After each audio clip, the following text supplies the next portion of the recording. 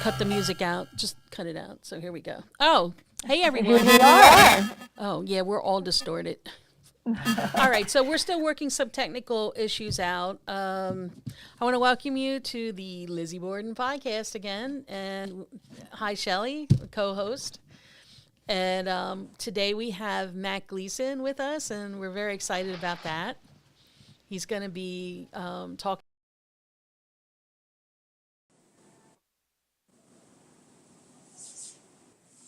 First, thank you.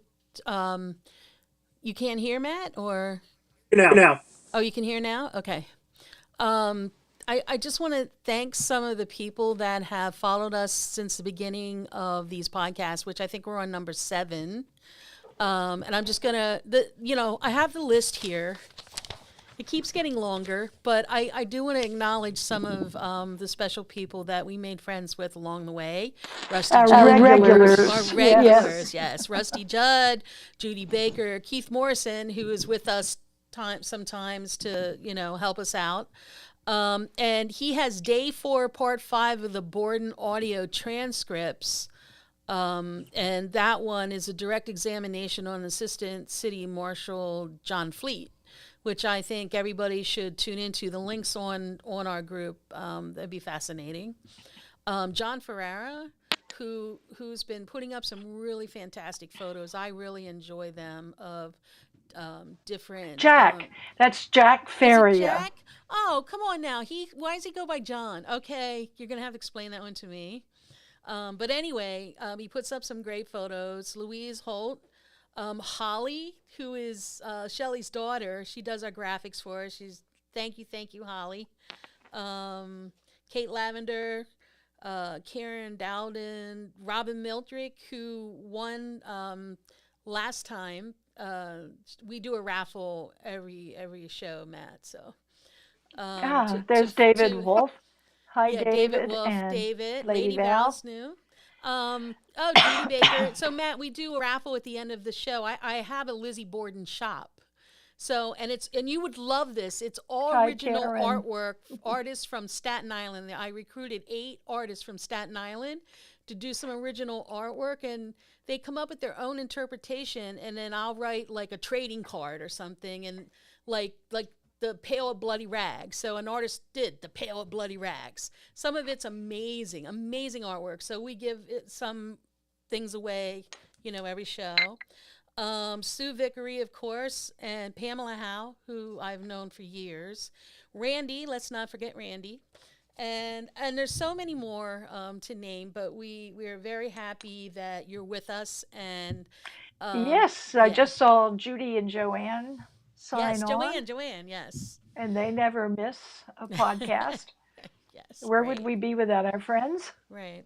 So I want to make some introductions. With Matt. And Matt, you could just tell us a little bit about yourself. I know, you're going to do this whole astrology thing for us, which I'm so excited about. But you're an art curator too. So tell us a little bit about that and what you do for.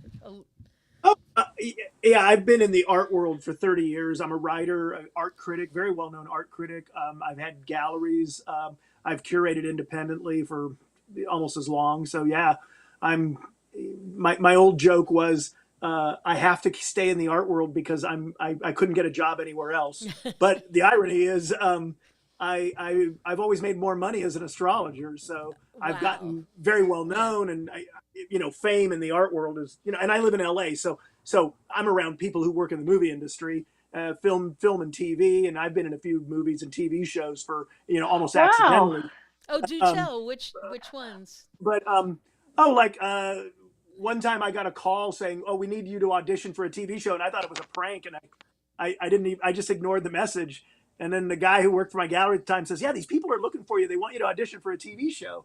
I said, "Oh, okay." So I actually called him back, and they said, "Can you come audition? This never happens in Hollywood."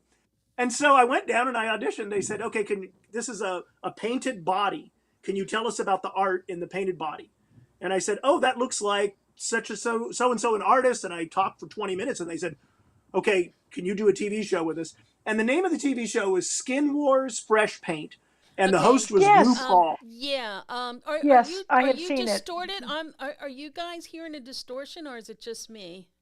I'm not hearing a Oh, distortion. now you're not. Oh, it must be just me then. Go ahead, man. I'm sorry. Go ahead. So Continue. so So, so then I'm on set with RuPaul and I tell him that story and he says, that never happens. No one just Googles art critic. They Googled Los Angeles art critic and I came up and there was a YouTube video of me talking about art. And then I passed the audition and I did this TV show. It was on the Game Show Network. Then it went to, we did a pilot and 8 episodes. And then about 4 years later, it was on Netflix. And then they dubbed me into the guy got a hold of me and they dubbed me into Portuguese, and it was like, okay, I was in Brazil, but with a Portuguese, and I was a judge, so I would go into the studio every day, and RuPaul would be hanging out in his dressing room, and I'd be hanging out in my dressing room, and there'd be naked girls walking by in various stages of getting their bodies painted, and then I would sit there and say, well, yeah, the blue paint looks really good with the red paint, and one of the artists who was a body painter would get a $10,000 prize each show. Wow. So that was one of those crazy things. So, wow. But in the film and TV, you could, but the art world's tiny compared to that. But in the art world, people are like, if you say, oh, Matt, I had a gallery for years in Chinatown in LA, for example. Do you know Matt from Chinatown? I had a magazine called Coagula, which is actually an occult term from Solve et Coagula. And people, oh, do you know the Coagula? People go, oh, I know that magazine. Yeah, they wrote a nasty review of somebody, or they wrote a great review of somebody. So I've always had success, but I've used astrology to sort of guide my career, because there's times where you should really, when the planets line up, as they say, that's the time to make your move. And there's other times where you're like, oh, I really want to do this, and then you look, you go, you know what? It's just not a good time to do it. And even sometimes I will do it and it'll flop. So astrology, I use astrology to really manage when's a good time to, like, I'm writing a book, and like, when's a good time to get an agent, and when's a good time for the agent, okay, the agent has the book now, when's a good time for them to pursue a publisher, things like that, and I don't know anything about the literary world, so I'm just I'm just using the stars here. So but it's worked for me in the art world. Which came first, the art or the astrology then? The art came first. The astrology came in 1994. I got sober and I went to the LA library. Sorry, I'm laughing. Okay. I got sober and a friend said, oh, I'll do your chart. He was into astrology. So he did the chart. I got really fascinated because I was very skeptical. So then I went to, I was already known for art, but when you get sober, I had 8 hours a day to not be in the bar. So what did I do? I went to the LA library and read for 8 hours a day. So there's 400 books in the LA library on astrology. So you're self-taught. Yeah, it's not like you can go to not like you can go to USC or Cal State LA and get a BA in astrology. I mean, it's of all the psychic sciences, maybe tarot is more methodical, but astrology is very methodical. And when I say I read the 400 books, I want you to know that about 150 of them were plagiarized from the others. So I really only read about 200 some books. And then wait a minute, this is a copy of that other book. So yeah. So, and then I did my first professional paid reading in 1996. So that's 25 years, more than 25 years, that I've been doing paid readings. So, and now with Zoom was the best thing to ever happen to astrology, because now I do most of the readings I'm in Los Angeles, and I do readings at midnight for people in London having tea and whatever you have for breakfast, beans and what are those bangers and mash. Yeah. So I do a lot of midnight readings in LA, and then people getting off work in New Zealand and Australia, it's midnight in LA, and I do readings for them. So that's like a lot of, but because of Zoom, I'm doing readings worldwide. And I used to write horoscopes for Keen.com, which is the world's largest psychic phone lines. For 12, 13 years, I was the voice of Keen. I had millions and millions of readers. It paid really well. But tell me the day you're born. We'll have fun. Well, I wanted to ask, have you prepared charts for celebrities and famous people?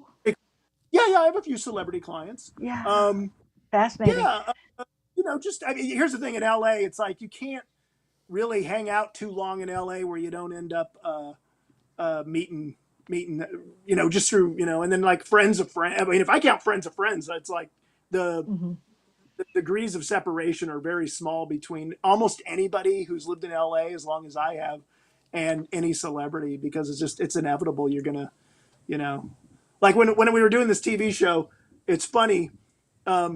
We had to take a break. We went too long, and by union rules, they had to give us another meal. So we all left the soundstage, and we went into this smaller soundstage, and we were eating Pollo Loco, the whole crew, in this tiny, tiny soundstage. We were in this big one with like 30-foot ceilings and cranes and sets, and then we're in this little dumpy thing. And the woman tells me, she goes, "Oh, you know, this is the soundstage where they filmed I Love Lucy." Oh. I mean, I've been in, you know, museums and, you know, I was earlier today, I was at the Hammer Museum in the west side of LA looking at a Van Gogh. And then but the soundstage, I Love Lucy, it's like, to me, that's like a Van Gogh. It's like, oh my God. I don't know. That's an LA have thing. to ask you, Matt, what is your sun sign? Oh, I'm a Libra. I'm a Libra. Just don't trust a Libra. I'm the worst press for my own sign. So. Isn't the Libra, like, they have like two sides to them, like they're No, they actually they go from extremes to extremes. okay. But yeah, that's a good analogy. Yeah, they And- go they like when I got sober, I went cold turkey, complete I lifestyle lost you there for a minute. I didn't hear your answer. Kimbra asked me if Libras were a dual personality, and I said it's more about extremes. Like You're they're a always in Libra. one, but Yeah. the balance, you know, it goes like this. But I am a Libra, yes. You're a And Libra. I can. Kimber, what's your sign? I I don't know. am on a cusp. I'm December 23rd, which is Capricorn, but it's Oh, that's one Capricorn. day off to Sagittarius, so You're I'm always 0, messed 1. up. Yeah. And what about you, Shelley? Can you guess? I don't guess signs now. Detail freak. Are you? Oh, you're a Virgo? I am a Virgo. Okay. Textbook Virgo. Yes. Oh, okay, great. So let's get into the charts. Kenny, so I guess pull up number 1. I just sort of numbered these. I think the first one's Abby's chart, if I'm not mistaken. Oh yeah, this is Mom. This is Mom. Okay, so let's just get into this. I have no idea what I'm looking at, but this looks really fantastic. And Oh, okay. Well, yeah. Basically, what it is the circle in the middle is the Earth. Now we don't have the birth time for Mom and Dad, but we do have the birth time for Lizzie and her sister. There and I will tell you, the astrologers, to get somebody's birth time is a big deal, and they even have a rating system of birth times. And both Lizzie and her sister's birth time were rated A, which means somebody had a birth certificate in hand. So so that's good. So this because we don't have the birth time of Mom and Dad, this is called a standard chart, which is the Aries is the first sign of the zodiac. So if you look at the 9 o'clock position, you'll see the moon, the crescent moon there, and the red little horn thing that's Aries, the first sign of the zodiac. And then if you go down from 9 o'clock counterclockwise to 8 o'clock, you'll see the green thing there is Taurus. Then Gemini. At like 6 o'clock, between 5 and 6, you'll see the zodiac sign Cancer, and the little squiggle in there is Saturn.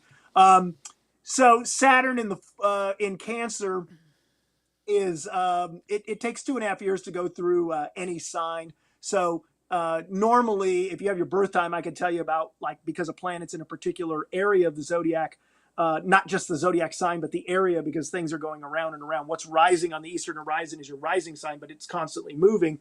I could give a diagnosis from that, but because Saturn is in Cancer for 2.5 years, I mean, that's everybody. You can't, you know, it has very little extreme personality traits. But I can tell you that Mom was an Aquarius with a moon in Aries, which is very active, very concerned about the social order of things. This was a mother who was very much about how things looked. How everybody saw her and her family, probably a bit of a perfectionist. You can see over between the 2 o'clock area, there's a couple little squiggles over there. One is the sign that looks masculine. That's the sign of Mars.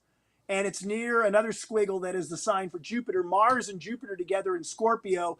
This is a woman who was very my way or the highway. So mom was, mom was this was a demanding mother. And when Did you you say see demanding? demanding, yes, mom was a demanding mom. Okay. And very proper. This is how things are done. Don't come up with your own way to do it. This is how things are done. Okay. Her planet Mercury, if you look between 11 and 12, there's a bunch of stuff in the between 11 o'clock and 12 o'clock. And you'll see one of them is Mercury, the one at 22 degrees. That's the little green thing is Capricorn. And below that, there's a little horn guy at 22 degrees. And that is the zodiac planet Mercury. And Mercury is how we take in information and how we let out information. And so Mercury in Capricorn that's a person who is very much about the way society does things. So she wanted her daughters to look a certain way and behave a certain way. This is how we do it. And this is how we've always done it. Maybe now in different cultures, it manifests differently. If somebody has Mercury in Capricorn and they grew up in a liberated society, it's going to be a lot different than if they grew up in a real tight patriarchy. But the results are always like, this is how we do it. So if they grew up in a hippie household, they're going to say, hey, you got to do your own thing. This is how we do it. So they still conform to that ideal. But in a traditional, you figure out this is, the 1870s America, East Coast America, where, she probably was making sure that her daughters were ready to like marry somebody from Harvard or something like that. That sort of dynamic, That's Does fascinating. that make sense? Yeah. But go on. Well, I've always thought of Abby as a housemaker and House proud way, as well. the way a wife should be in that particular time era. And and then she had 2 daughters who I think were, well, especially Lizzie, I always thought she always was trying to be more modern. So it's kind of interesting that you say that Abby wanted things just her way and just so, not to deter out of. Yeah, this is a my way or the highway sort of mom. Interesting. And in addition to that, the mother had a real. If you look at 2 o'clock where that Mars is, that sign for masculinity, you'll see a red line that goes over to about 10 o'clock, and you'll see Venus there, the sign for women. So she had an extreme delineation of the roles of the sexes. Mm-hmm. So considering the East Coast of the United States in the 1800s, the second half of the thing, it still is very much about women are expected to do this. This is not, this is somebody who's closer to the Taliban than to a contemporary woman, a modern woman of 21st century, 2022 here. So even though her mother cared very deeply about the social standing, and was very, I want to say, manipulative and secretive about how she got her way in the household. So she would scold you, but she'd also, like, if she didn't like you playing with a particular toy, when you weren't looking, she'd just throw the toy away. This is not somebody who plays by the let's communicate and try to. There's a little my way or the highway in mom here. Okay, so we're going to hold that thought. That's a lot to digest, but we're going to move on to the next slide. Let's see which one this is. This is Andrew. Okay, yes. Andrew, and he's a Virgo? Andrew is a Virgo. You want to talk about him. Get ready. That makes sense. To the Virgo in the house or the Virgos in the audience. Of course. No, this is very much a picky person, and so that's a pejorative. I mean, you could also say a very detail-oriented person, a person who knows how things should be and how they want it. And again, we don't have a birth time, so we've lined it up with the first sign of the zodiac, Aries, over at the 9 o'clock position. to kind of start the reading of the chart. So we have the Virgo is the sixth sign. It's in between 3 and 4 o'clock. You also see Virgo. In Virgo, the Venus is down there near 5 o'clock. Or pardon me, near 4 o'clock. Between 3 and 4 is the Venus, the sign, the traditional feminine sign. But in a man's horoscope, especially in Virgo, this is a guy who likes a very well-kept house. So the wife was probably the priority of having the wife is to basically function in society as the baby maker and then the housemaker. So even though they probably they had servants, right? Yes. Yeah. One. So this is something. So the wife exists to sort of keep the house. It's like he's keeping whatever he does for money in his way. He's keeping his order, but she's just kind of like the robot, like a Roomba. Just make sure the house is like Roomba'd up.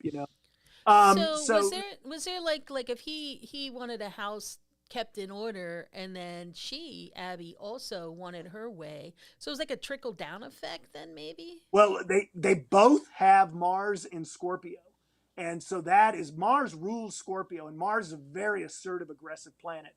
A man with Mars in Scorpio is a man's man. Okay, so don't be under any impression that this was a doting father. This was a man's man. He was probably bitter that he didn't have boys to start off with, because this is a man. I'm looking at this chart. This is a man's man, and he probably held some resentment that his that he didn't have a boy, to go to go be a soldier or something. He also had, he's a Virgo with a moon in Scorpio, which the moon and Mars are near each other. So he can't even relate on a feminine level at all. This is just a dude. This is a bro. And he's in a house full of women, which is let me just read this comment with David Wolf. He said, "It seems like Abby was liked by many people, which we thought that she was, and she was running upstream with Lizzie and Emma. I think Abby did what she was expected to do and accepted that she did not have control." The only thing she wanted to control, based on her astrology chart, is the appearances. Everything is about appearances with her, and to a lesser degree, but pretty intensely also to Andrew here. If you look at that sun in Virgo, it's the circle right below 3 o'clock. There's a circle with a dot on it by number 25. 25-degree Virgo sun. Now, if you look, there's a red line going from about 3 o'clock to 9 o'clock. And that is the sun opposition Pluto. And Pluto is a very power-centric planet. It's where all of our secrets are in the zodiac. And so then if you look from that Pluto, and from the sun, there's two diagonal lines that go to the top. And they go to Neptune and the planet Uranus, which were conjunct together, which they only get together every couple hundred years. They were together in 1822, and they were together in the early 1990s. So people born in the early 1990s have a lot in common with people born in the 1820s. They have Uranus, a disruptive planet, with Neptune, a very foggy and delusional planet. Very hopeful, too, and dreamlike. So when there's tension like these, those red lines are tension.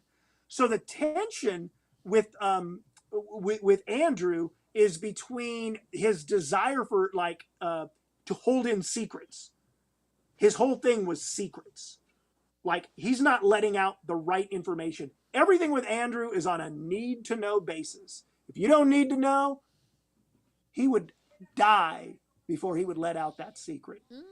And he had the delusional reason for doing it. I'm not particularly sure. I'm gonna assume he was probably a little overly religious and or superstitious.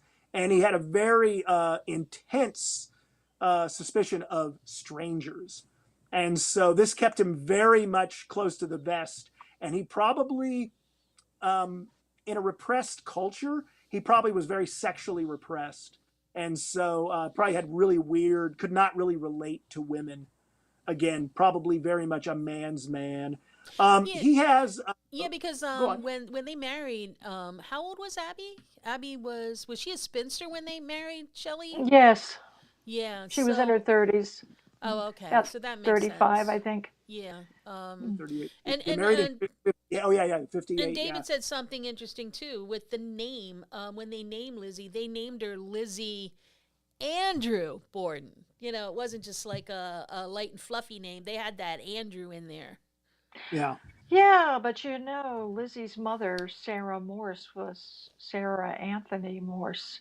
Mm. So it might have been Was that a a thing back thing. then that they named them? They put a male in the female's name. It You, it you, shows up. It does. you'll find fashion. You'll find fashion goes like that. Every like names that are really popular now will completely die out.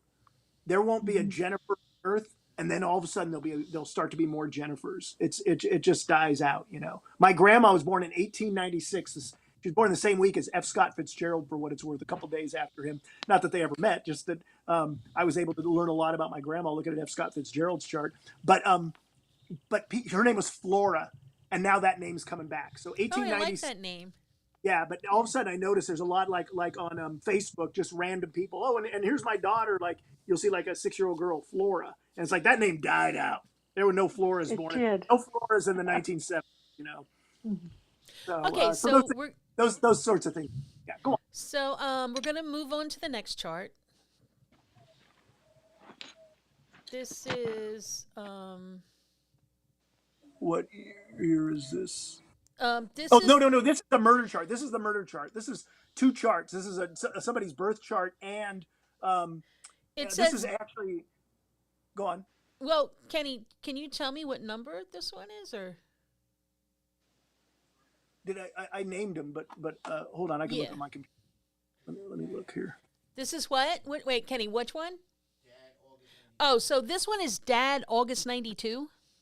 Yeah, this is during the murder. Okay, This so is you On bring it murder back. day.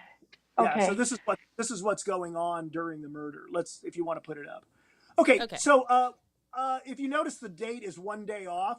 It says August 5th. The murders actually took August 4th, but the computer program I was using calculates for Greenwich Mean Time.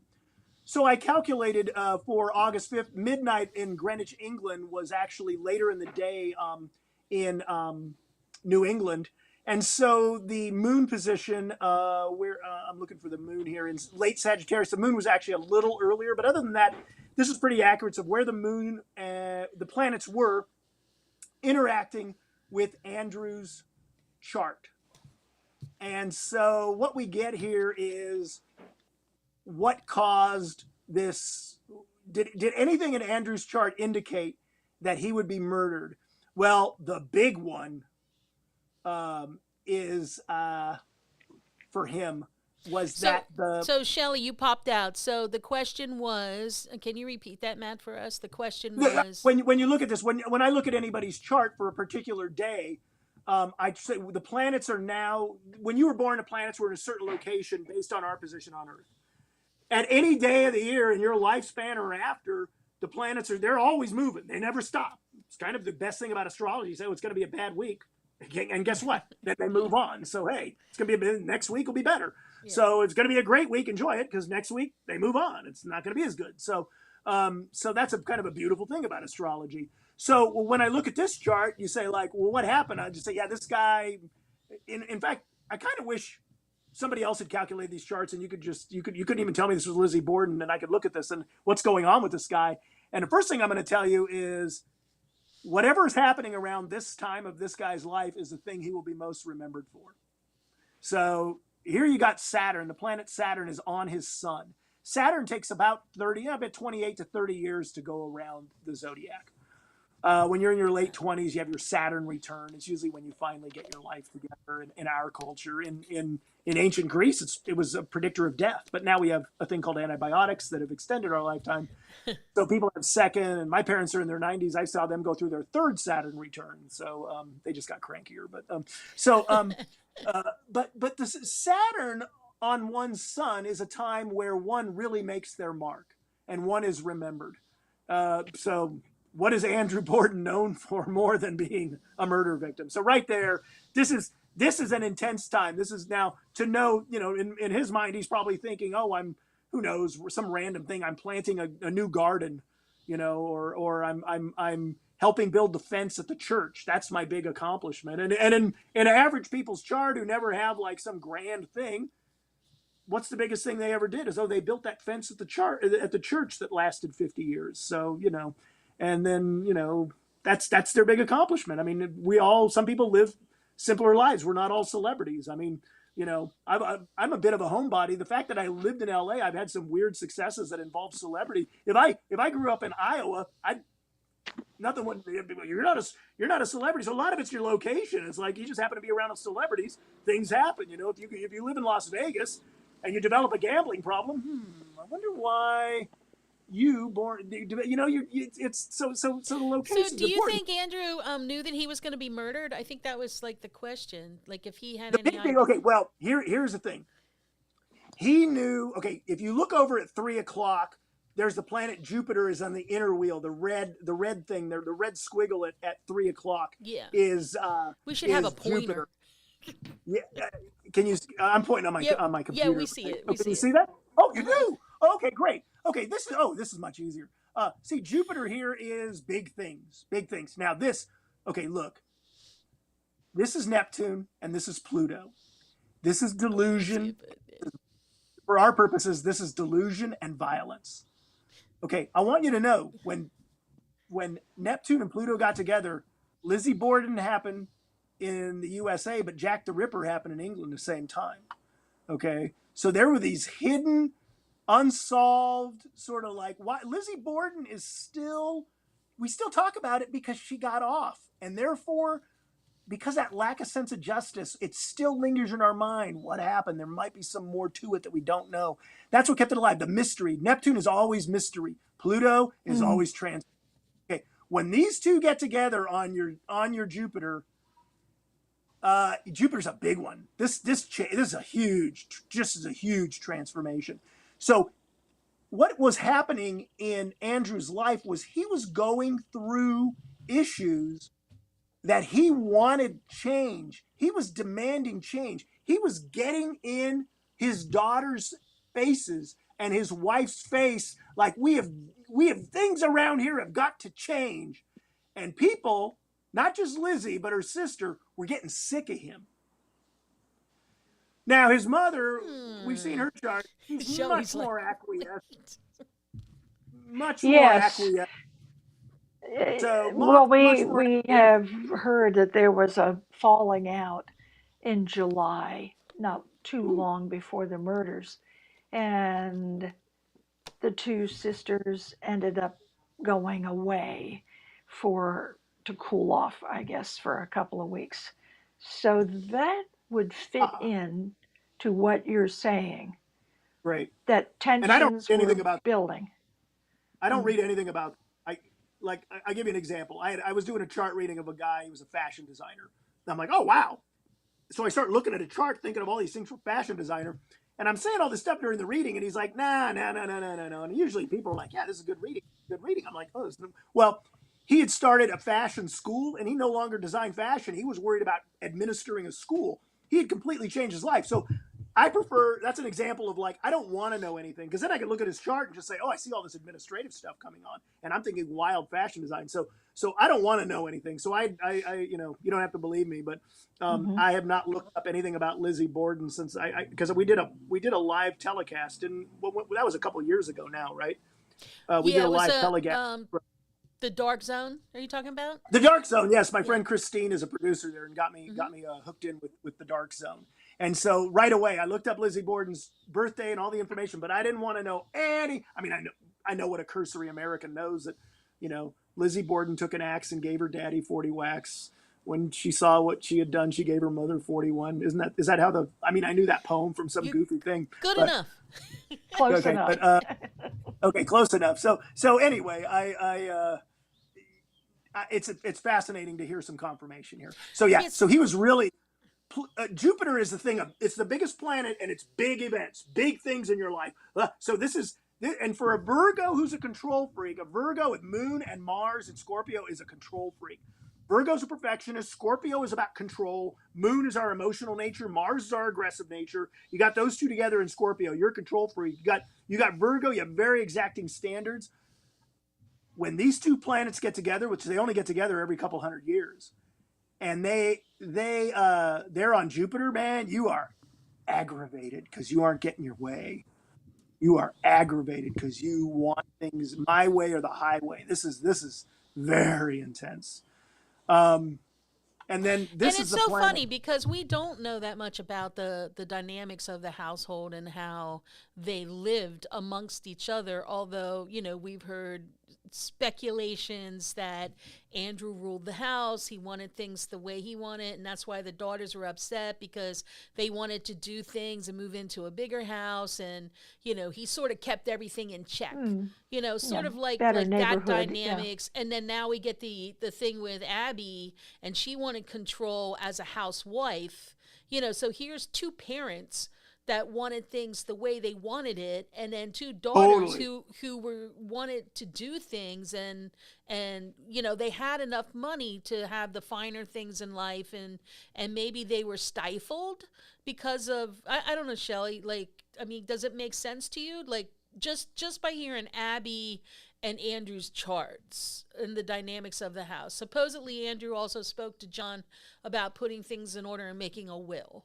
Hmm. Yeah, I mean, these are things we don't Classic know. Virgo, organized, organized, organized. Yeah. All these things were it almost like seemed they were coming to a head, and then you bring this up that Pluto didn't align with Neptune or something every 300 years or whatever, and then it's like an explosion.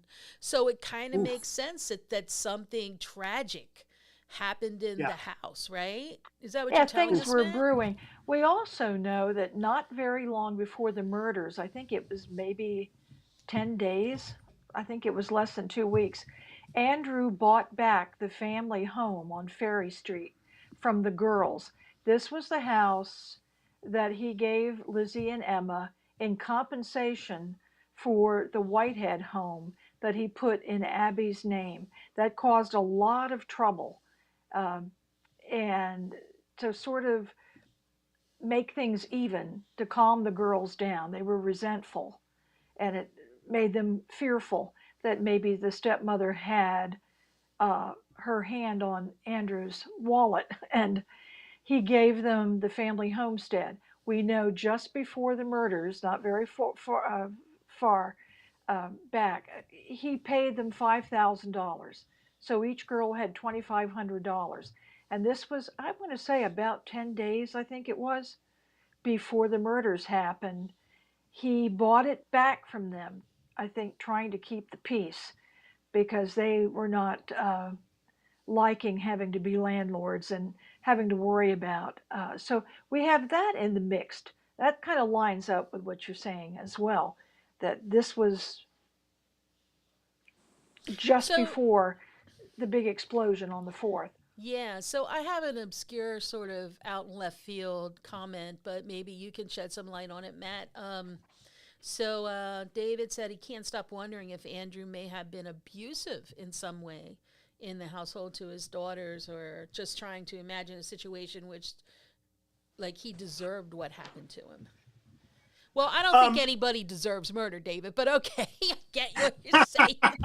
you know, I mean, but go ahead, um, Matt. well, I will say this. I don't like to look at somebody's chart and say, oh, this person's an abuser. But we can always put things into a cultural context.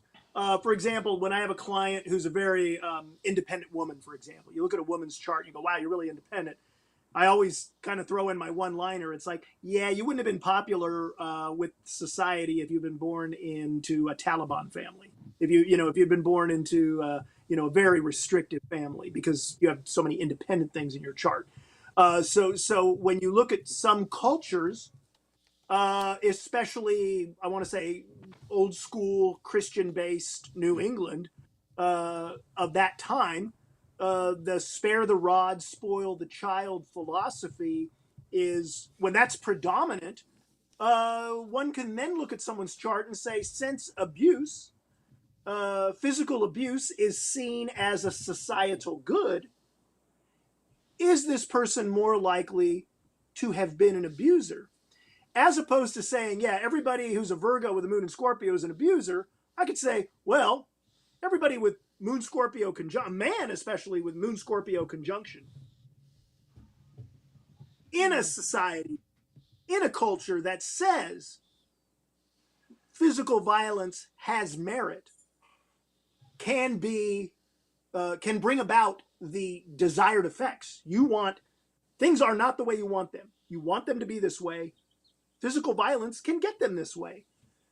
People with a moon in Scorpio and a Mars in Scorpio conjunct, and then the sun in Virgo, where the ego is all about organized, there's a theoretical thing that says if you beat your child, they will finally come around to understanding that the discipline should make them want to give you the thing you want. So, yeah. So if I'm doing somebody's chart randomly and I see Virgo, sun in Virgo, like Andrew, with moon and Mars and Scorpio conjunct, the first thing I don't think of, oh, this person's an abuser.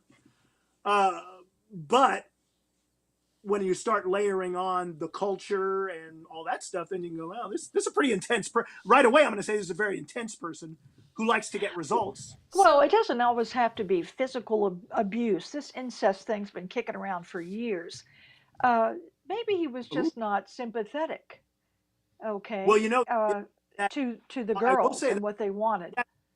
The sun opposition Pluto, the Virgo sun is opposition to Pluto, and Pluto's very sexual. So, and that opposition is very, I want to say, for lack of a better phrase, kinky, which incest is still a kink that's taboo when you think about it. So I mean, so that, yeah. That's wow. Good. You're on your way to some good astrology reading there. Wow, yeah, it's some heavy stuff here. Let's move on to the next chart because we have, I think, three more or so. Okay. I want to get through all of them. I think the next one's Emma. Oh, that should be interesting. Kenny, it's she's a Pisces. Yeah, number 4. Yeah, just the Emma regular one first, because the other one's regular. Do the Emma. That's number 5. If that helps.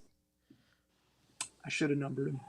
Oh yes, Emma. Okay, so well, this is Emma's chart, right? Okay, like I said, when I got into this, when I did the live broadcast we did, the Dark Zone, I didn't even know that Lizzie Borden had a sister. So they just said look up her sister. I said, oh geez. First thing I thought is, wow, I guess the sister was lucky she wasn't there. She'd have gotten it. But I got to tell you, I came up with a theory for this, and I'm gonna expound upon it. Oh, good. You're the hardcore Lizzie Borden people. I'm just the astrologer. Okay. I want to look down here on the chart here. This is Pisces, and we do have her birth time, which is great because she's a Scorpio rising. Here's an interesting thing. Now remember, her mom has Mars in Scorpio. Her dad has Mars, Moon conjunction in Scorpio. They're together. And she's a Scorpio rising. So Scorpios, let's talk about this. It's a very intense sign because it's very emotional, but it keeps to itself and is very secretive to the point that when Scorpio finally boils over, it just all blows up, and they can be very violent, very aggressive. So when a Scorpio waits for their revenge, because it just stays in there boiling. Oh, one of the toughest people to deal with emotional stuff. And then on top of that, this is Pisces down here. You have the sun in Pisces. But then you also, this is Emma, has the moon in Pisces. Okay. So let me tell you about that. Dun, dun, dun. Sun, moon, Pisces. Pisces is one of the most manipulative signs. It's the opposite of Virgo. Virgo, we were talking about earlier, and Shelley can back me up about this. Well, she turned her thing off. Now we can talk shit about Virgo. No. But Virgo is very like, of this earth and organized, of this earth and detailed. These are the facts. Pisces is the opposite. It loves ambiguity. And one of the reasons a very advanced Pisces loves ambiguity is because they can manipulate things. Oh, it didn't really happen that way. It happened this way. They can change things. Virgos are really bullet point. It happened this, and then at this time it happened here. Pisces is more fluid. Well, maybe it happened. Did it really happen at all? That's a Pisces. So we've got extreme Pisces energy. Shelley, while you were gone, we denigrated Virgo, but now you're back. You can tell how great it.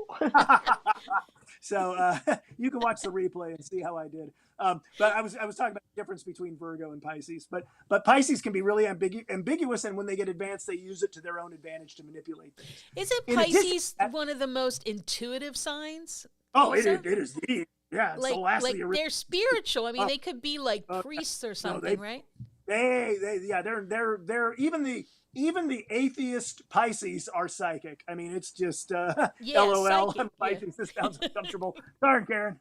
Sorry, Karen. So Oh, I got a friend named Karen. Legally changed her name, by the way, because everyone she's met Karen. So anyway, yes, but no, Pisces very psychically advanced, very spiritually advanced. Pisces, it sees all, it knows all. It's really it can. Whereas Virgo sees life as bullet points. Pisces is like the original drone. It flies up and just sees the vast expanse of all experience. I mean, there's a lot of good to be said about Pisces, but not when it comes to Emma Borden. So with the sun and moon here, look at this in the middle is Neptune. And I got to tell you, Neptune is the planet of fog, of lies, of just mucking things up. Wherever Neptune is in your chart is where you can really blur the line, where blur the boundary. And let me tell you, the sun and the moon bookending Neptune, all of them in Pisces, this is an extremely manipulative person. And this is just a very intense desire to control by changing reality, by gaslighting. We have all these 21st century terms that they didn't have back then, but this is a world-class gaslighter chart we're looking at. Not just there. Here's the thing. This is Mars, the planet of aggression and assertiveness, and it is in the same spot as Mercury, the planet of communication. This is a person who suffered no fools, who could verbally slice you and dice you as easily as she could silver tongue seduce you. Anytime this woman communicated, it was to absolutely in service of getting what she wanted. So she was not as much a nonverbal manipulator as a verbal manipulator. So she would. Was she a good liar? Was she? That means she would be a good liar, and even like because some people suspect that Emma knew exactly what happened that day. Because Lizzie confided in her at some point, but with hiding the dress and, covering for her in certain aspects of the trial, that maybe she did lie for Lizzie, to keep Lizzie off the hook. I mean, it's... Kimbra, let's go one step further. What if the whole thing was Emma's idea? Oh, yes. What if the whole thing was some of us think that also. The dark horse. Slowly and methodically manipulated Lizzie into doing something she would have never otherwise done. Well, I think she, growing up, she manipulated Lizzie into believing that her stepmother was a nasty old thing because there were certain things that Emma said that they're just the little things. There was one thing, Shelley, that it was said that it wasn't Lizzie, it was Emma that oh God, what was I going to say? There was one line in that sort of proved that it was Emma's desire more so than Lizzie's. Correct. To live. Well, there's a couple of instances where Emma makes it clear that she really disliked Abby more. And it was Emma who went to Andrew complaining when he deeded the Whitehead house over to Abby. It was Emma that went to her father and laid down the law. What you do for her people, you should do for your own flesh and blood. And he did to keep the peace. So she's strong-willed, for sure. Oh yeah. Yeah. So before we get on to Lizzie's chart, let me maybe Rena's gonna sign on in about 10 minutes. We do a little tea thing because our podcast is Murder and Tea. Tea and murder. Or tea and murder. So we add this little thing because we have a tea specialist who works for a company called Sipology, and they do all natural teas, Matt. Though it's all natural. It comes from Canada. I've actually have a bunch myself. I have an inflammation fighter tea. Yeah, it's really tastes nice too. And I am not a tea drinker. I'm really not. I don't really care for tea, but some of these teas are really nice. I got this fruit tea that it's all like fruit, natural fruit in it and herbs and stuff. And we put it Mhm. like I make it. I use the little round thing and put the tea in and like put it in ice water and soak it. And for what do they call steep it or something. You Steep it, steep steep it. it Yeah, in an steep it, right. infuser. And then Yeah. I add like all kinds of fruit like strawberries and stuff and let it sit for like 2 days. It is the best iced tea ever. My husband loves it, so Rena comes on our show like every time we have the show to talk about tea. She'll be on in 10 minutes. So let's do quickly Emma at the day of the murder. That and then we'll save the other two charts for after Rena. So Okay. that would be Kenny, that would be number 4, Emma August 92.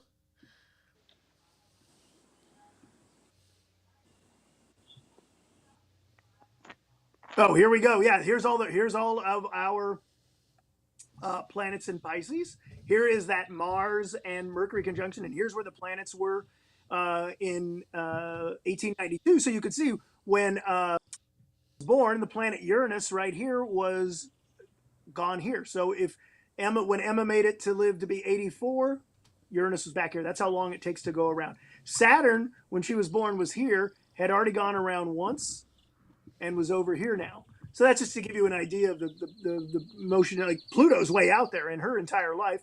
Pluto was here when she was born, and it only made it to here. And Neptune was here, and it only made it to here. So one of the things that's going on in her chart is in her chart naturally she has a Pluto-Uranus conjunction, which happened when she was born. Also happened in the 1960s, made the 1960s what they were. The same week that these happened, Andy Warhol had his first big screen test showing of his weird movies with the Velvet Underground playing, and the Grateful Dead had their first concert with the projections the same day.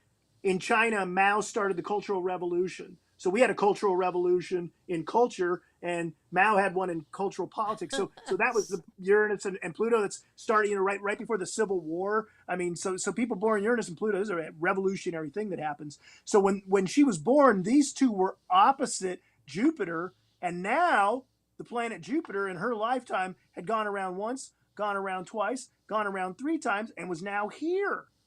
So that big Jupiter, big things is activating that revolutionary spirit in her.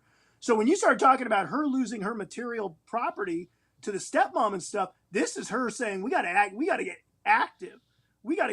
But again, she's in the background manipulating, and she does verbal. She doesn't do act. She talks. And by the way, so is she one of those types of people that manipulates everyone else, sort of like the coordinator, and then like everybody else does the dirty work for her? Totally, 100%. And by the way, this verbal thing, the Mars, Mercury, this intense verbosity is in Aquarius, the sign of global communication. Okay, the sign of like when she needs to talk, she knows how to communicate in any language she needs. She's going to, if she has to talk to you sad, if she has to talk to you assertively, she knows under her skin. She just knows how to talk to you. So yeah, so she's like a chameleon that fits into whatever she needs to fit into. Totally. Yeah. Interesting. Yeah, she talk to the guy at the truck stop. It's a lot different than talking to the maitre d' at the fancy restaurant. Do you think she was a modern woman, like she wanted the more modern things in life? Because she was living in the 1800s in a really repressed society, patriarchal society, and as this type of woman. Let me tell you about anybody with as much Pisces energy as she had was extremely fluid. Nobody was going to put a rigid role onto Emma. Absolutely nobody was going to put a rigid role. She puts the rigid role onto you. Okay, you don't put the rigid role on her. She almost had a reflex to say, "Oh yeah? Oh, you think so? No. You do not.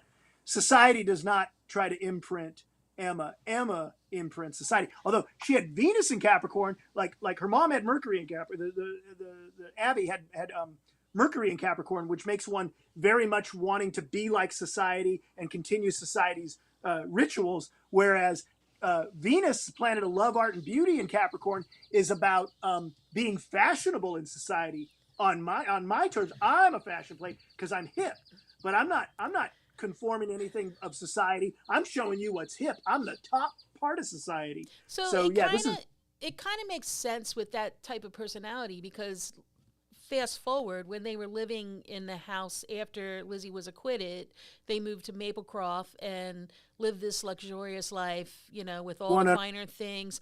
But Emma left. Emma left after living there for a few years because she didn't like the doings of the house. Like, it's almost like a righteous kind of, I always thought it was a religious kind of righteous thing to do. Like, oh my God, I'm going to... Emma lost control of Lizzie. Right. Now the girls had their own money. Lizzie didn't have to conform to what Emma wanted. She could do her own thing, and Emma didn't like it. 1905, Emma leaves, and Lizzie's her own boss. Never to return, Matt. Never. The girls never spoke again after that. That's a classic Scorpio rising. When the door closes. That's a classic. But the puzzling thing is, we never really knew what the catalyst was for her to really leave. I mean, we have a bunch of different ideas, but we never knew really. Let's look at Lizzie's chart. Okay. Okay, or we're gonna have tea, and then we can look at Lizzie's chart. Okay, good. So Craig, let me tell you, Pisces symbol is.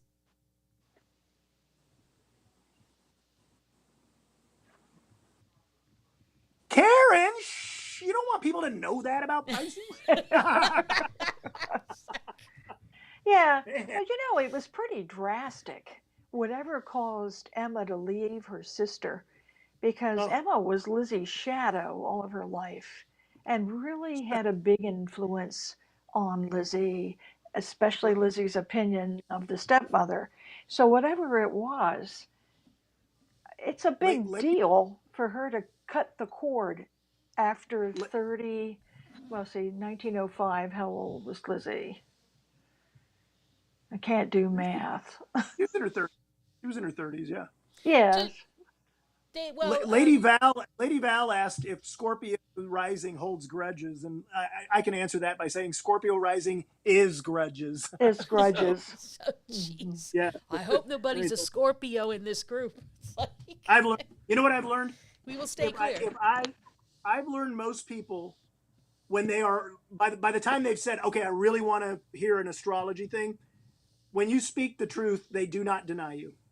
They do not deny you once they're in this thing. Now, when they're out in public and they're maybe not, I don't really believe in that, and then you say something about their son, that's when they're, oh no, so that's. I just find it fascinating, like chart reading. I had my chart read, like a friend of mine. It had to be 30 years ago, Matt, and I gave her my birth date, the time I was born. I'm a twin, by the way. So I gave her all of that, and she did my chart. And one of the things in the chart, I recently got it out, and I haven't read it for like 30 years, say. It said that I was going to have bone trouble and bad knees.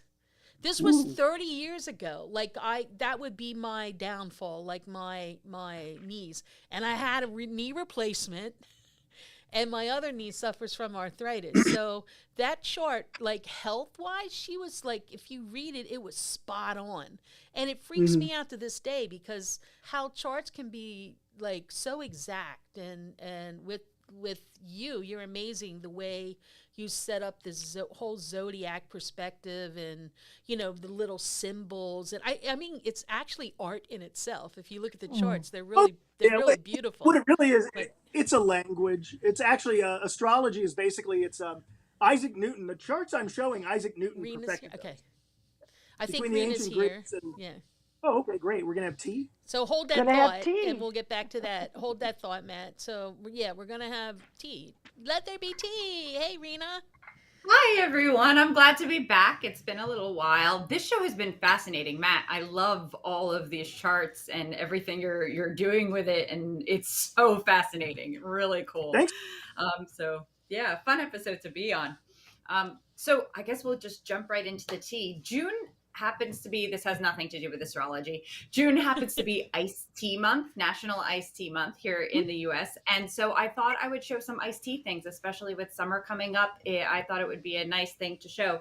So I'm going to start off tonight making an iced tea from hot tea and showing you how you could actually make a low calorie, low sugar, soda-like beverage out of tea. Now, one disclaimer is all of the teas I'm using tonight are not true teas. True teas come from the tea plant, but these are all actually sort of fruit infusions. But what we commonly call things that are steeped in water is tea. So I call them tea. They're sold as tea, but they're not technically true tea, and there's no caffeine in any of these. So I'm actually going to start off with a tea called grape soda. It was specifically designed to go well with carbonation. So I also have a little bit of sparkling water to add a splash to it to give a nice beverage. But it's made of things like pineapple pieces, papaya, blueberries, currants, lemongrass, butterfly blue pea flower, which is what's going to give it the color, and grape, natural flavors. And so I'm going to use this, which is a breezy tea infuser, to make it. I'm going to fill it with hot water. I'm going to add, because this is 2 cups worth, I'm going to add 2 cup of tea scoops, which is between 1 teaspoon and 1.5 teaspoons. Fruit teas actually say to use 1.5 teaspoons. I don't know if you could see that.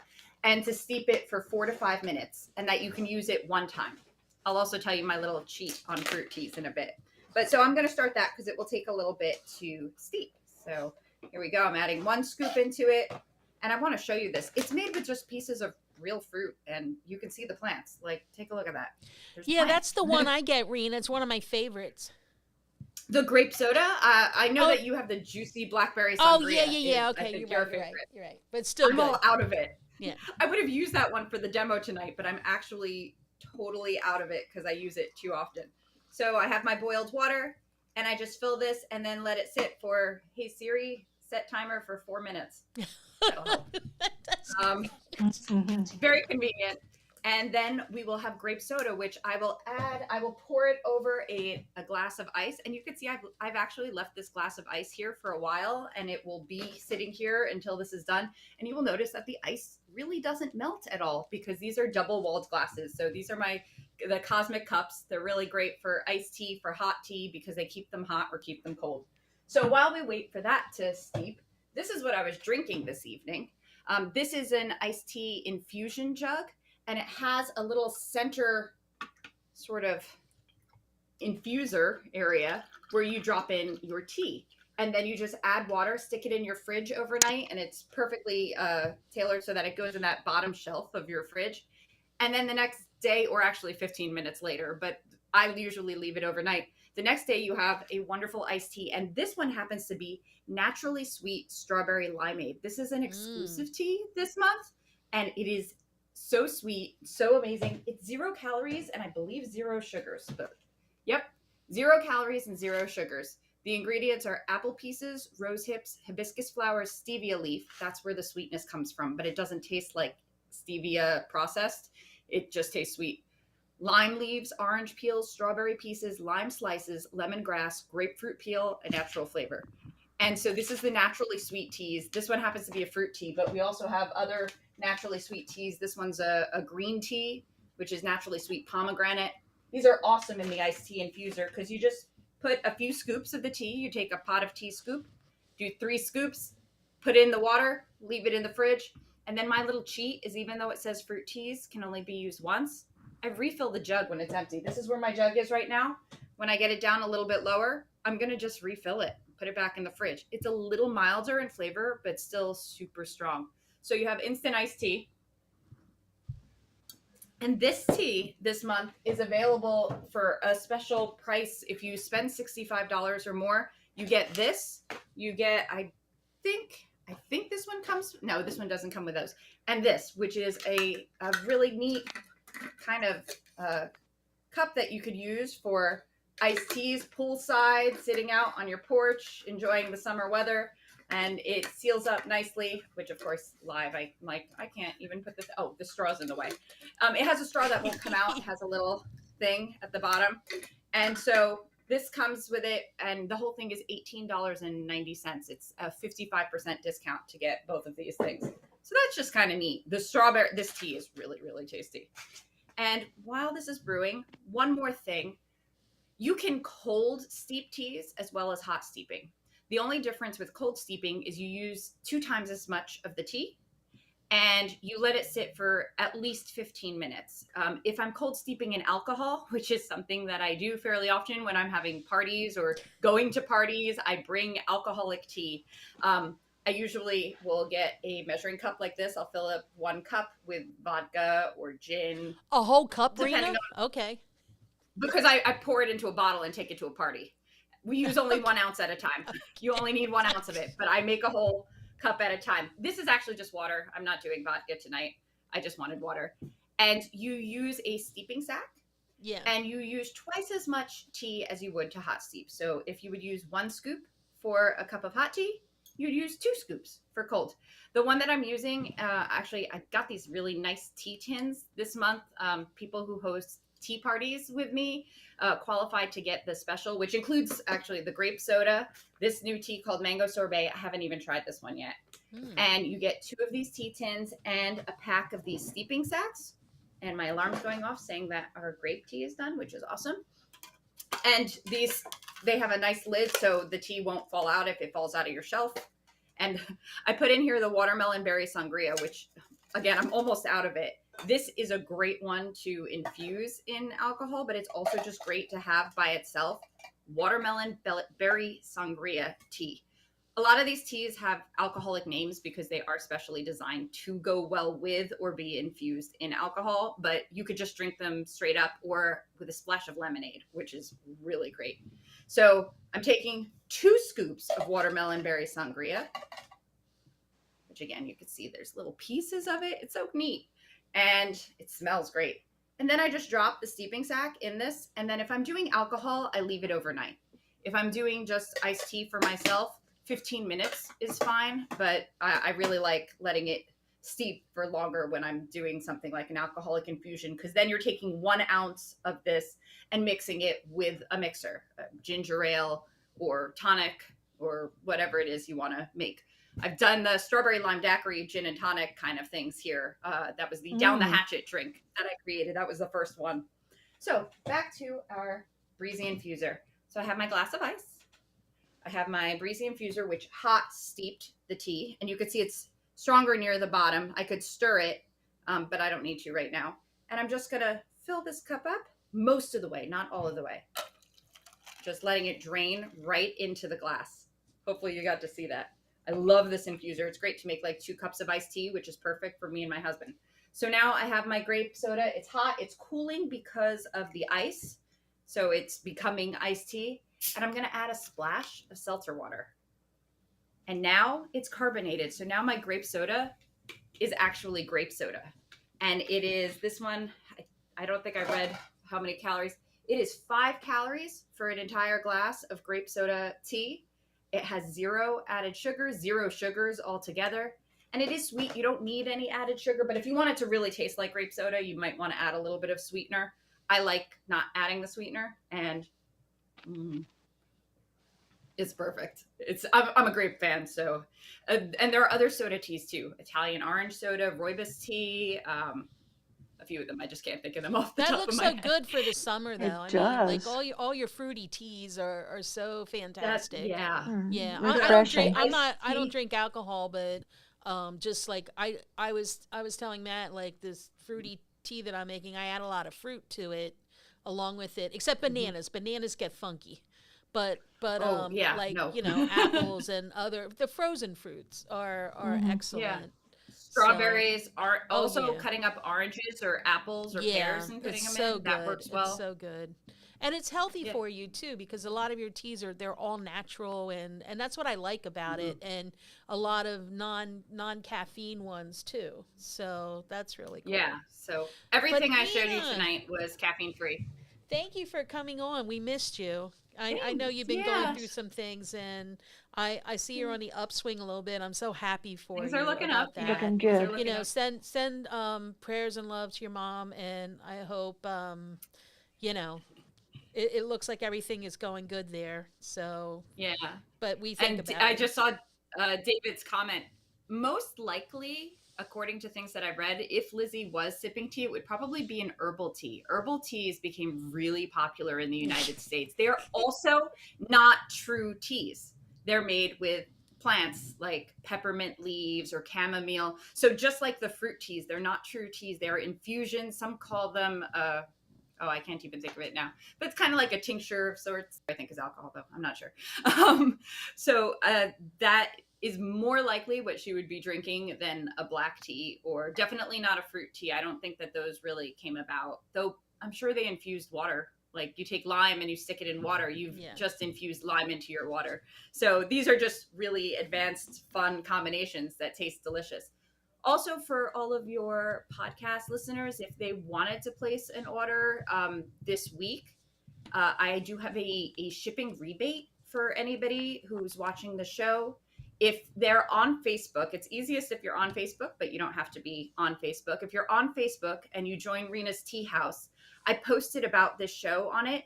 And if you just put the code Lizzie rebate underneath, I will send you through PayPal or Venmo $5 back on your shipping on an order. Oh, that's that a you plus place. because shipping is really expensive these days. Shipping, so that's cool. shipping, because it's coming from Canada, so it's a $10 minimum, but it's so worth it. But still, you'll get $5 back from me if you wanted to place an order. And I'll put my website in the comments, and I'll put my Facebook page in the comments when I exit, so that if anybody's interested in checking it out, we appreciate that. Thank you.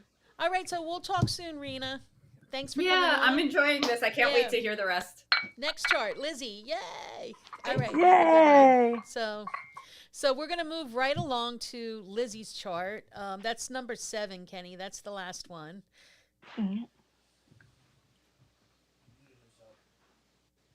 Oh, Matt, did you mute yourself? I was saying I want some tea. There you Where's go. my tea? We want some tea. Doesn't it makes you want tea, right? It really does. So, well, here we have Lizzie Borden. Lizzie's chart. She was born, and again, what's great is the birth certificate in hand, so we know the time and everything. So Lizzie was born with zodiac sign Cancer, but she also had a lot of planets in Leo. That's a combo that makes one, as much as they are, like as a child, really they like the home and the security. That Leo stuff, they want to break out. They want to be someone. There's a real desire for Lizzie to be somebody, to be very individualistic, and also, in addition to being very beautiful, she wanted to be among the elite, not as her stepmother or her sister wanted. Her sister wanted to be like the hippest person in the room, to be the most fashionable. When she walked in the room, she wanted every head to turn because she was wearing the newest clothes from Paris or wherever they got clothes from. And her mother wanted to be part of the social order, like, oh, that is a good family over there. Yes, that's we should all aspire to have a family as good as the Bordens. Okay, but Lizzie wanted to be like Lizzie, like a superstar. Like, I'm dressed the hippest way. I'm Lizzie. When I walk in the room, however I'm dressed shouldn't matter because I'm Lizzie. If I'm wearing it, it's great. Like the 19th century or turn of the century into the 20th equivalent of a rock star. So that's what you have here is a Cancer moon in Leo is very much a person who carries themselves that way. And she had the good looks. And what happened is once she's independent after the murders, she really learns how beautiful she is, how desirous she is, how many people want her. But there is a real intense sexuality to Lizzie. And this is an intense sexuality. I don't believe that astrology, as many astrology charts as I've done, I remember once I had this job and I had to write celebrity of the month. Okay. So one time Ricky Martin was really, but that's how long ago this was, but it was for a website, 800 Predict. And they had 800 Predict was the psychic phone lines. And they had a thing, celebrity of the month. So Sagittarius, I did Britney Spears when she first came up on the scene. This is like 2001, 2000. So then the next one was celebrity Capricorn of the month was Ricky Martin. Everybody remember Ricky Martin? Yeah, of course. So I didn't even know. I mean, I'm I was an old guy then, and that was 20 years ago. So I didn't know who Britney was. I didn't know Ricky Martin. Jennifer Lopez, celebrity Leo. I didn't know who she was. So I'm doing Ricky Martin's chart, and they walk, and I don't know who he is, and they go. So this girl walks in. You're doing Ricky Martin's chart, and I'm like, yeah. And she goes, is he gay? And I look at the chart, and I go, well, in astrology, there are 5 predictors of possible homosexuality. And in Ricky Martin's chart, he has 6 of them. So, but Wow, I don't really believe that they're homosexual predictors. I believe that they are sexual predominance, where sexuality, like there's some people, their sexuality, they wear it on their sleeve. They're always about their sexuality. The minute they discover it, it never goes away. Whereas there's other people, it's like, yeah, I got married, we have a good sex life, so what? But they don't advertise it on the street, So there's a variety of personalities, and astrology. There are thousands of archetypes that you can decipher. And so this is a person who, when she discovered her sexuality, really went intensely into it. Because of her antipathy to her upbringing, I believe that her sexuality came out as lesbianism. And I believe that that's what drove her controlling sister away. I don't know her bio. Like I said, I ignore biography. But what you have is when you have the moon tense with Pluto, and you have somebody who had a bad experience with the other gender, that really comes out as embracing. You know what? This is definitely embracing a nonconformity. This is almost like if somebody had this, if a woman had this, but she was raised by 2 lesbian mothers, she'd be like, oh, I'm going to have a different boyfriend every night, just because it would have to be different. Her sexuality would manifest as this intense individuality. I'm not going to be how other people tell me to be. So now for turn of the century, any whiff of lesbianism is a radicality, but being wealthy and being this horrible celebrity as she was, like this terrified to even talk about celebrity in American culture, it wouldn't surprise me. This right here, Mercury and Saturn, unlike her sister, this is somebody who is very recalcitrant as far as a communicator. This is somebody who, when they say 5 words, it's the opposite of me. They say 5 words, it carries the weight of 5,000. So instead of going on and on and on, Lizzie Borden can say a few words and really coldly explain. And it also inhibits some communication, and it may have led to a lot of the resentment he had to the patriarchy in her house and in general. Because anytime you have a planet with Saturn, Saturn is a very dominant planet, and it's the old man of the zodiac. It's very patriarchal. It's very karmic. And so whenever it gets with a planet, it just sort of, it just pushes that planet under its thumb. So when it stifles your communication, maybe you so, yeah, and I often wondered why both Emma and Lizzie never married, because I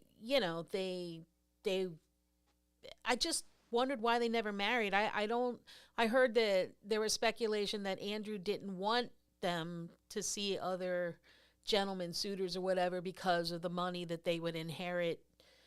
Maybe he didn't want to let go of that. Maybe it was a money thing why they didn't get married, or maybe both girls wanted to hold on to their own money because of the inheritance and didn't want to let it go, because when you got married back then, all the money went to your husband, basically. Women had no rights, so all the money went to them. But then, getting over to Maplecroft after, it kind of makes a little sense to me that, the lesbian aspect, okay, because she had a friend, Nance, who she loved. Nance was an actress and she admired her. But even if she did, it was very secretive. Like, I don't think she ever acted out on it in any way. It was illegal back then. You could never writing a letter to a lesbian lover, if Yeah. someone intersected that, you could go to jail. So yeah, no one ever talked about this Yeah, stuff. no one ever talked about it. And even when women wrote letters, a lot of times they were very feminine anyway. Because there were several letters that Lizzie wrote, you know about these, that sounded really little Affectionate. risque, Yes. Yeah. affectionate. But that was kind of a normal thing for women back then. Very So much that's why so. it's very difficult to decipher how much of that sexuality came across as gay, you know, the possibility. But It's if you're staying in her charts, you know, it does make sense to me that that aspect would be in there somewhere, right? yeah, One thing, Matt, that you said that really hit me. Uh, Lizzie only is on the stand one time, and that was during her inquest. And they asked her, were the relationship, was it cordial between herself and her stepmother? And this is a famous quote, and it says so much with few words. It all depends on your idea of cordiality. ooh, that's And brutal. That's right yes, there. so she, as you say, with 5 or 6 words, she says 5,000 words. And there's many other examples of this Mhm. sort of thing. An Yes, economy of Yeah. words that are loaded. very cold communicator. Yeah. Do you Wow, do wow, you know wow. if there was a was it ever said that Nance was a lesbian like later on in life? I mean, was Yes, it she bi- was? bisexual, Oh, but with a bisexual. preference, Oh, so but with maybe a Lizzie was preference for women. bisexual too. Mm. Not Well, full Yeah, out. one of the things here. Let's look at the seven over here is the seventh house is partnerships, one-on-one relationships, and Neptune in the seventh house is very much very fluid.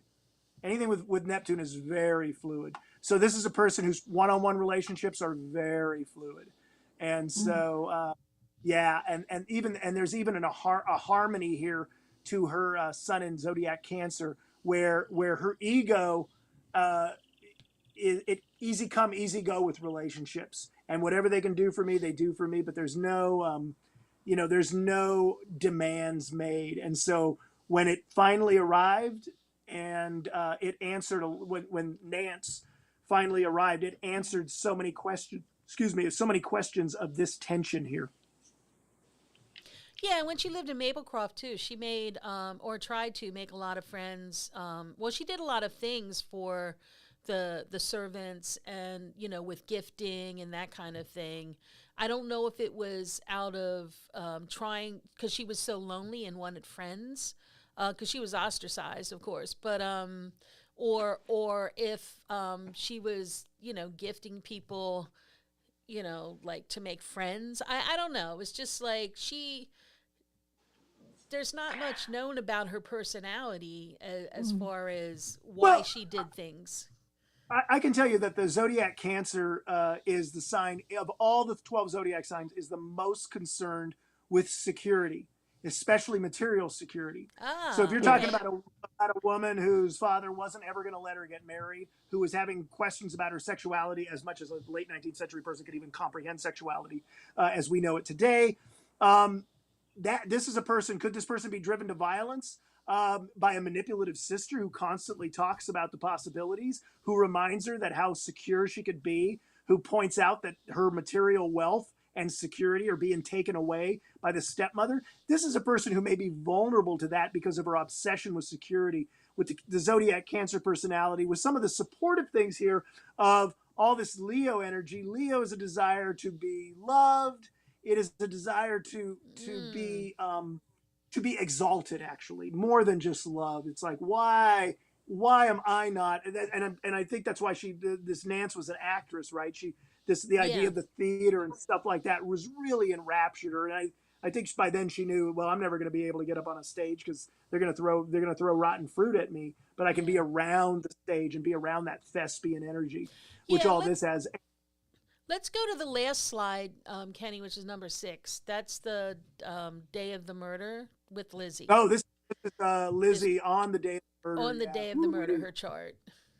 Wow. Yeah. Well, there's a couple things that really stand out here. And again, we have the exact birth time, which really helps. She's a Virgo rising, so she too is a little organized and she can plot and plan with the best of them.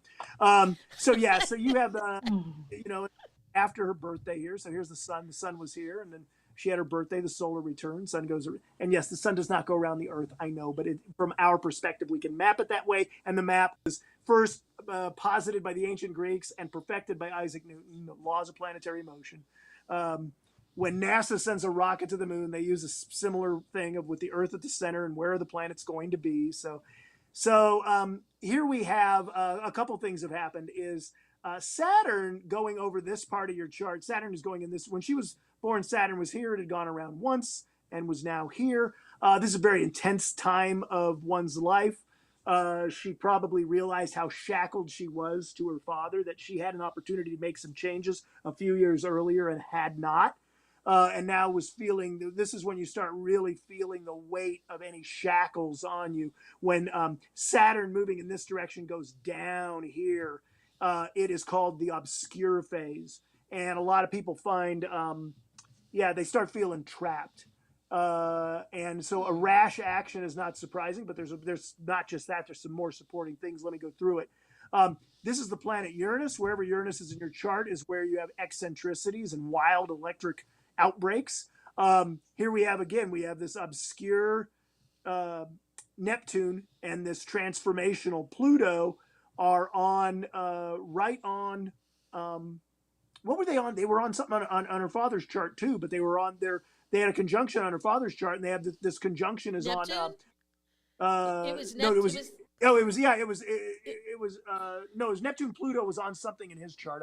I'm blanking on it. We just had it, but too much to remember. But here we have these two on this. So this really reads as violence as well, this conjunction. So she was the perpetrator and he was the receiver of said violence. Mercury here is creating a square. Mercury has a lot of action to it. If you take in information, you let out information. If you don't do it verbally, you can do it with a physical act. This red line here, forget all these other red lines. This is the red line you got to worry about. This red line here is a T-square. You have Jupiter tense. This is big things is tense with Mars. I do want to point out Jupiter, this number 8 is the house of inheritances. So Jupiter, she'd become obsessed with her inheritance, perhaps. This tension is a violent aspect. When this is in your chart, you're like, okay, I'll be cool. And then someone calls you, oh, did you hear about that? You spat, you're like, hey, you're supposed to be cool. Even when and I'm an astrologer, I see it in my own chart. I'll be, oh, no, I'm going to be cool. And then something happens, and I break something. It's like, oh my God, I can't believe this. Why am I still doing this? But it's just that there's this outburst. This happens once every 12 years. But when it happens, boom, it's a big one. And then it's also square. So the square, the 90-degree angle to Mars, but then it's also square this Sun Venus conjunction of hers. So this whole thing about it's the egomania of it all. It's really wrapped up. There's another square here. This is the planet Uranus itself. It's very disruptive. You got this big red square. That's tense. A lot of tension in this chart on that day. Where's the moon? The moon was actually when the murders took place. The moon was a little more over here, but it was still making this square to delusional Neptune. So she was going to be able to talk her way out of it from the start. When the moon is tense with Neptune is when people lie. They create lies. She created one of the biggest lies of the 19th century.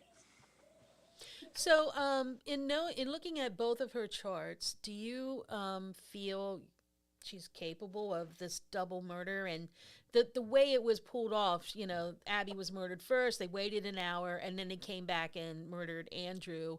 And it was Abby was 19 hits. And Andrew was 11 violent murders. But to have that, what you were saying, and then to chill, and then to do it again, like to do a double murder like that, you have to build that energy back up to axe murder somebody 11 times. That takes a lot of energy.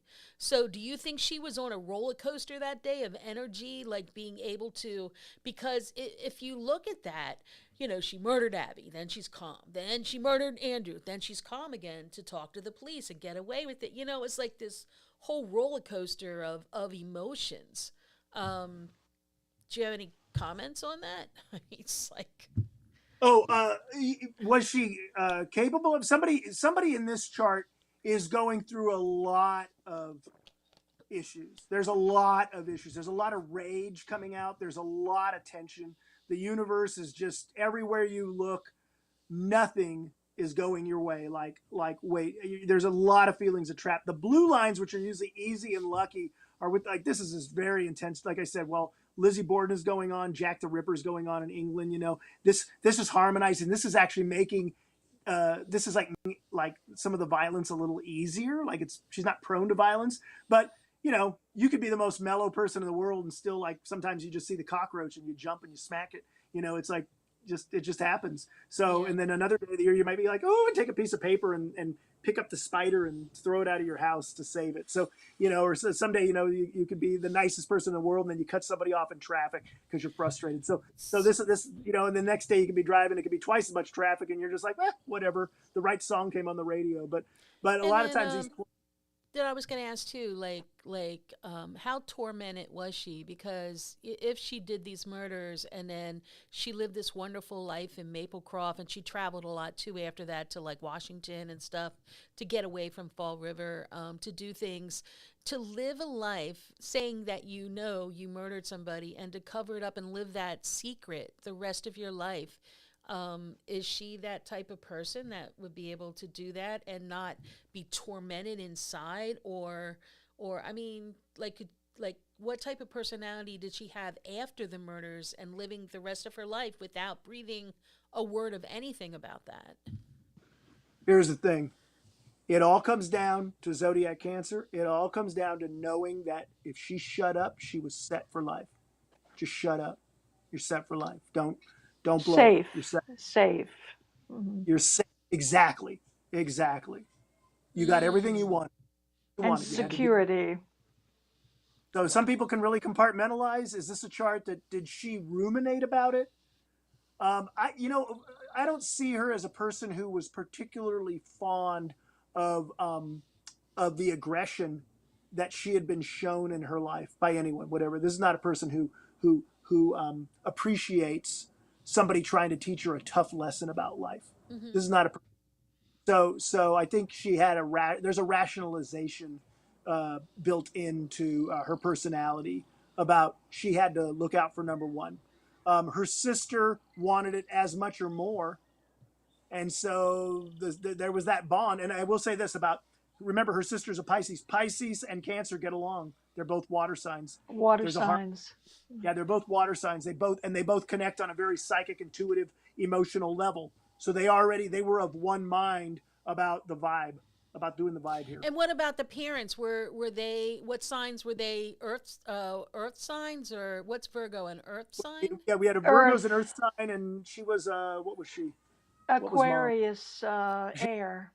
Yeah, she was Aquarius, but she had a lot of planets in Capricorn, which gave her that practicality. But the air was all about announcing of herself. So these are not necessarily empathetic people, and they have two very empathetic daughters. Here's the thing: if Lizzie and Emma, let's say that it's 1865, they're still little girls, and